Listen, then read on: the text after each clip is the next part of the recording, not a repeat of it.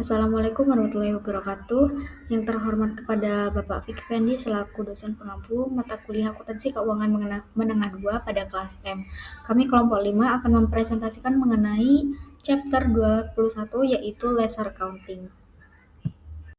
Namun sebelum memulai materi, izinkan saya untuk memperkenalkan anggota kelompok kami terlebih dahulu. Yaitu yang pertama, dimulai dari saya sendiri. Perkenalkan, nama saya Talita Nindya Supring Tias dengan NPM akhir 030. Kemudian teman saya Sherlyn Eka Prinia dengan NPM akhir 023. Lalu Siti Bunga Anjung Permata dengan NPM akhir 166. Serta Josie Sitompul dengan NPM akhir 280. Kali ini kita akan membahas mengenai lesser accounting. Yang pertama itu ada economics of leasing. Bagian ini tuh menjelaskan bagaimana pihak lessor atau pemberi sewa menentukan berbagai aspek ekonomi dalam perjanjian sewa guna usaha atau leasing. Yang pertama itu lessor menentukan jumlah pembayaran sewa, bukan leasing. Artinya pihak penyedia aset atau lessor yang menghitung besarnya pembayaran berdasarkan berbagai faktor ekonomi dan risiko, bukan penyewa. Lalu yang kedua, menentukan pembayaran menggunakan tingkat pengembalian atau implicit rate. Lessor itu menghitung jumlah pembayaran sewa berdasarkan tingkat pengembalian yang diharapkan dari investasi aset tersebut. Disebut implicit interest rate atau tingkat pengembalian implisit. Lalu yang ketiga, mempertimbangkan kondisi kredit leasing. Kemampuan dan reputasi keuangan penyewa itu menjadi dasar dalam menentukan syarat dan tingkat pembayaran. Lalu yang ketiga, jangka waktu sewa. Lama waktu sewa itu mempengaruhi jumlah total pembayaran serta apakah lease dikategorikan sebagai finance lease atau operating lease. Yang terakhir, status nilai sisa atau residual value. Itu nilai sisa adalah nilai aset di akhir masa sewa. Yang pertama itu guaranteed residual value, itu berarti lease menjamin nilai aset tersebut. Lalu unguaranteed residual value itu berarti tidak ada jaminan atas nilai aset. Lalu ada klasifikasi of leases by the lessor. Bagian ini tuh menjelaskan bagaimana lessor mengklasifikasikan sewa dari sisi akuntansi. Lease dapat diklasifikasikan menjadi dua. Yang pertama itu financial lease atau yang kedua operating lease. Suatu lease itu termasuk financial lease jika bersifat non-cancelable atau tidak bisa dibatalkan sebelum waktunya dan memenuhi minimal 1 dari 5 tes. Nah, lalu ada 5 tes klasifikasi lease. Seperti pada gambar tersebut itu terdapat diagram. Yang pertama itu ada transfer of ownership test. Tes ini tuh melihat apakah kepemilikan aset akan berpindah ke lessee setelah masa sewa berakhir. Jika iya, berarti lessee dianggap memiliki aset, jadi diklasifikasikan sebagai financial lessee. Yang kedua, purchase option test. Tes ini tuh menilai apakah lessee punya hak untuk membeli aset di akhir masa sewa dengan harga yang menarik atau pasti digunakan. Jika ada opsi beli yang hampir pasti digunakan, maka termasuk financial lessee. Yang ketiga, leasing term test. Itu dilihat dari lamanya masa sewa. Jika jangka waktu sewa mencakup sebagian besar umur ekonomi aset, maka manfaat ekonominya sudah berpindah ke lessee, maka bisa disebut sebagai financial lessee. Dan yang keempat, present value test. Itu mengukur apakah nilai kini total pembayaran sewa termasuk nilai sisa yang dijamin hampir sama dengan nilai wajar aset. Jika iya, berarti leasing membayar hampir seluruh nilai aset sama dengan financial lessee. Yang terakhir, alternative use test. Itu melihat apakah aset tersebut sangat khusus sehingga tidak bisa digunakan lagi oleh lessor setelah masa sewa berakhir. Jika aset hanya cocok untuk leasing itu saja, maka dikategorikan sebagai financial leasing. Lalu selanjutnya ada accounting measurement and presentation. Bagian itu menjelaskan bagaimana lessor pemberi sewa mencatat dan melaporkan transaksi leasing, khususnya untuk jenis sales type leasing. Yang pertama, sales type leasing. Jenis ini tuh terjadi ketika lessor memperlakukan transaksi leasing seperti penjualan aset. Artinya lessor dianggap sudah menjual aset tersebut ke lessee, tetapi pembayarannya dilakukan secara bertahap melalui sewa. Lalu yang kedua, pencatatan oleh lessor. Lessor tidak lagi mencatat aset yang disewakan, melainkan mencatat lisi receivable, yaitu piutang sewa yang akan diterima dari lisi selama masa sewa. Dengan kata lain, aset berpindah manfaatnya ke lisi dan lessor mengakui pendapatan dari penjualan aset tersebut. Yang ketiga, perhitungan nilai lisi receivable. Nilai piutang sewa atau lisi receivable dihitung dengan rumus lisi receivable sama dengan present value of lease payments plus present value of guaranteed. Artinya jumlah yang diakui sebagai piutang terdiri dari present value of lease payment, itu nilai kini dari seluruh pembayaran sewa yang akan diterima di masa depan, dan present value of residual value itu nilai kini dari nilai sisa aset baik yang dijamin maupun tidak dijamin. Nah, yang selanjutnya ada analisis. Nah, ketika kita membicarakan mengenai analisis keuangan untuk transaksi sewa, maka kita bisa menggunakan beberapa jenis alat analisisnya. Nah, dengan peningkatan dalam aset dan liabilitas, sejumlah metrik atau alat ukur keuangan yang digunakan untuk mengukur profitabilitas dan solvensi perusahaan itu akan berubah. Yang pertama, return on asset-nya itu akan menurun. Nah, ketika return on asetnya ini menurun, maka asetnya itu akan meningkat. Lalu earnings before interest, taxes, and depreciation and amortization atau EBITDA itu membutuhkan penyesuaian ketika perusahaan mendepresiasikan aset hak pakai atau right of use asset dan mencatat beban bunga. Lalu yang ketiga, debt to equity ratio-nya itu akan meningkat karena munculnya liabilitas sewa serta interest coverage rasio-nya itu akan menurun. Lalu yang selanjutnya ada sell leaseback atau jual sewa balik.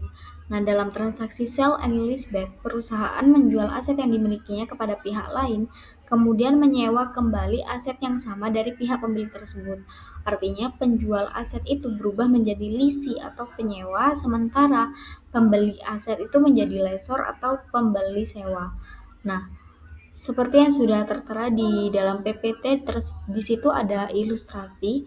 Nah, dalam ilustrasi tersebut ada Darden Restaurant. Nah, dia menjual asetnya kepada Golden Gate Capital. Jadi, Golden Gate Capital ini dia tuh menjadi buyer atau lessor, sementara Darden Restorannya dia menjadi seller atau leasing.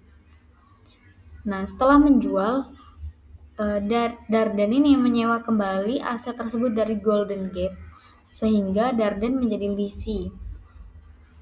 Dengan demikian, Darden ini berperan menjadi dua hal, yaitu yang pertama dia menjadi penjual ketika dia menyerahkan aset kepada Golden Gate, serta dia juga menjadi penyewa saat dia menyewa kembali aset yang sama.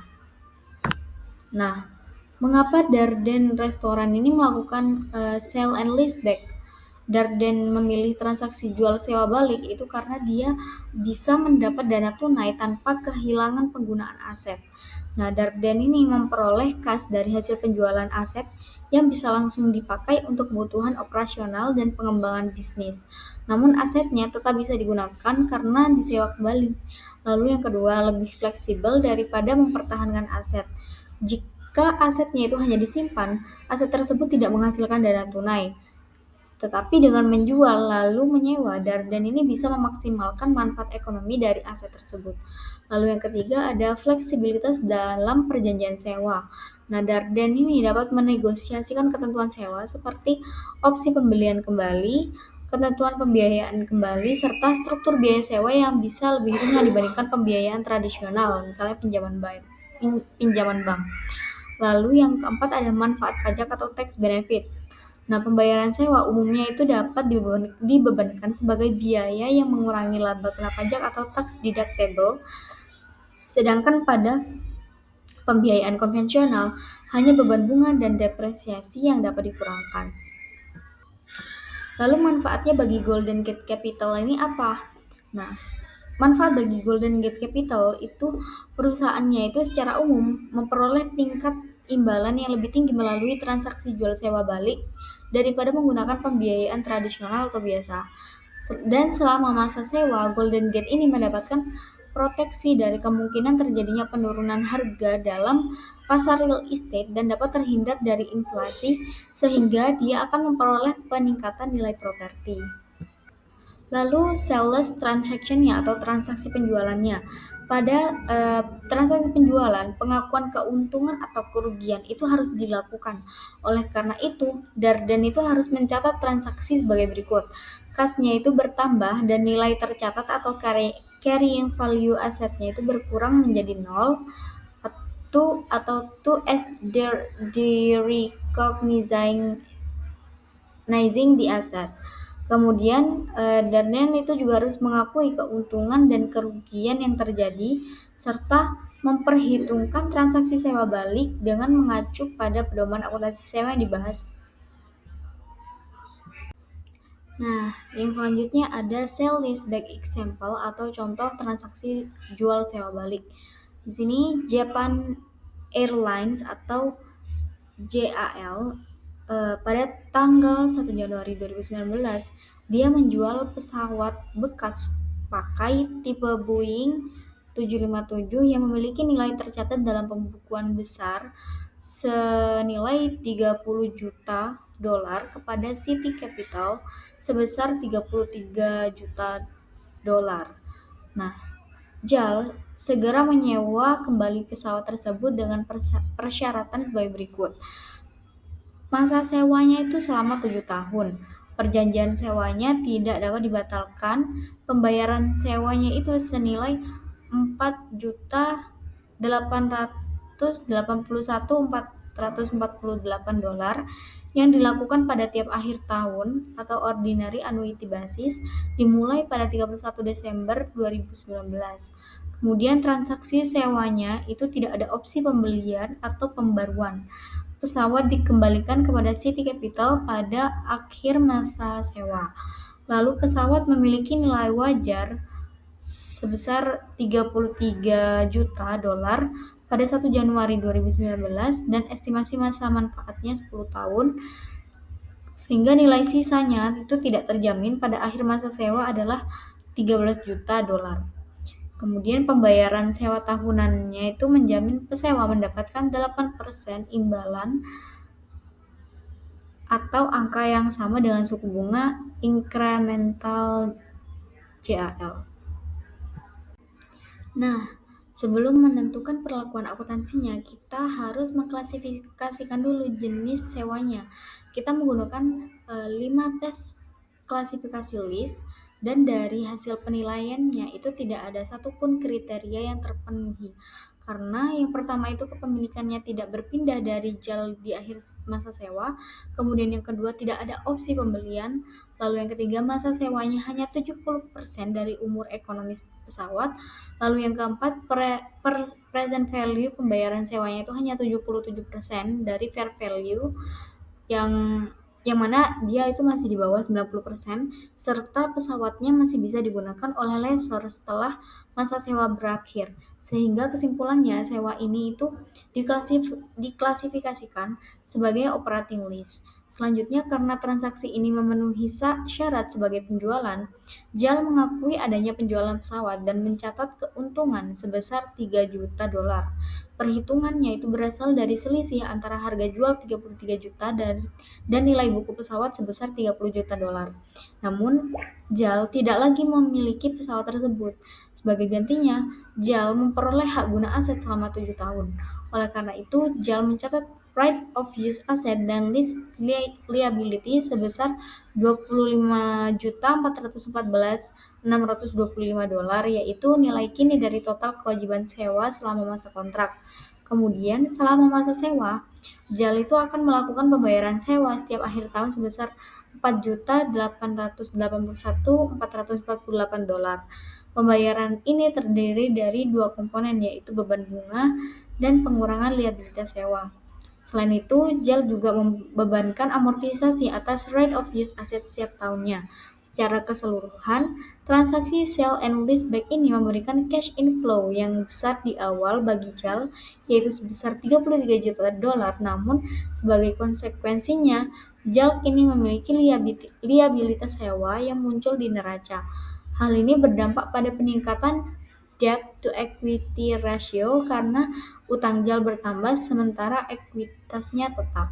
Sementara itu, bagi City Capital sebagai lessor, mereka memperoleh pesawat sebagai aset dan akan menerima pendapatan sewa secara berkala selama 7 tahun dengan tingkat imbal hasil sekitar 8%. Selanjutnya ada akuntansi lessor untuk nilai residu. Dalam akuntansi pihak lessor, nilai residu adalah estimasi nilai wajar aset sewaan pada akhir masa sewa. Nilai residu dapat berupa jaminan atau tidak jaminan yang ditanggung oleh lessor.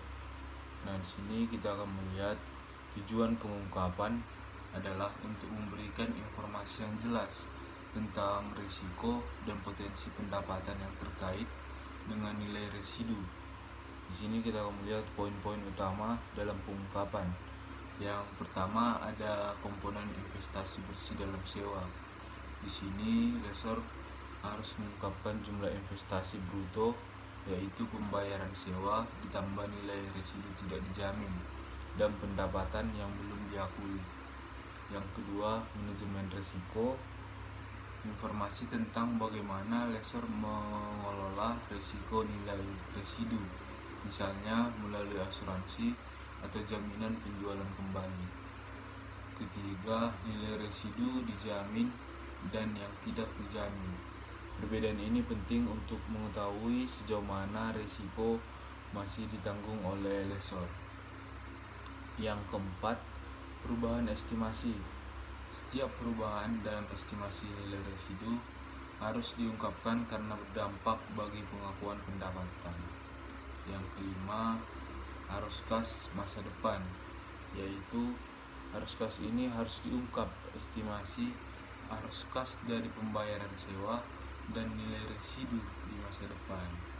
Nah, jadi tujuan pengungkapan ini adalah agar pengguna laporan keuangan memahami eksposur nilai atau risiko dan potensi pendapatan lessor terkait nilai residu pada akhir masa sewa.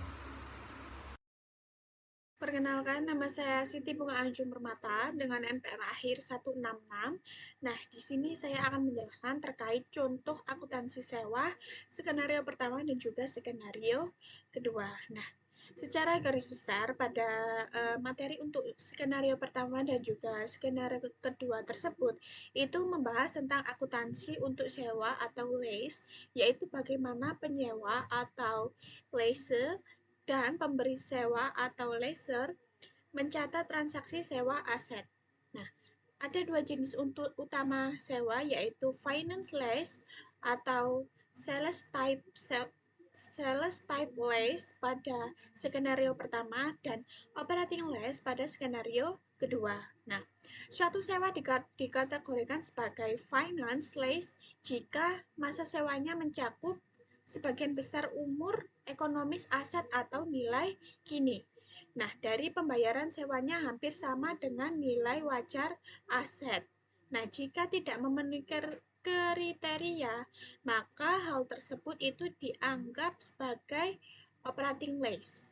Nah, yang pertama, kita akan membahas terkait pada skenario pertama, yaitu sewa diklasifikasikan sebagai finance lease. Nah, karena masa sewanya sama dengan umur ekonomis aset dan nilai kini pembayaran sewanya sama dengan nilai wajar aset, artinya Parker sebagai penyewa dianggap seperti membeli aset dengan membayar cicilan. Nah, maka Parker mencatat right of use asset dan lease liability di neraca, serta mencatat beban bunga dan depresiasi tiap tahun, sedangkan untuk Stockton sebagai pemberi sewa mengakui pendapatan bunga dan menghapus aset yang disewakan dari pembukuannya tersebut. Selanjutnya, untuk contoh akun sewa pada skenario yang kedua ini, itu sewa diklasifikasikan sebagai operating lease. Kenapa hal tersebut dikategorikan sebagai operating lease? Karena masa sewanya hanya sebagian dari umur ekonomis aset dan nilai kini pembayaran sewanya juga itu kurang dari 90% dari nilai wajar aset. Nah, dalam hal ini Parker hanya mencatat beban sewa untuk tiap tahun tanpa mencatat aset dan juga liabilitas. Sedangkan untuk Stockton itu tetap mencatat aset di pembukuannya dan menyesuaikan seperti biasa. Nah, jadi untuk perbedaan utama dari kedua jenis sewa ini itu terletak bagaimana transaksi tersebut itu diakui di laporan keuangan. Finance lease itu dianggap seperti pembelian. Nah, sedangkan untuk operating lease itu dianggap sebagai biaya sewa biasa. Itu saja yang dapat kami sampaikan, kurang lebihnya mohon maaf. Saya akhiri, wassalamualaikum warahmatullahi wabarakatuh.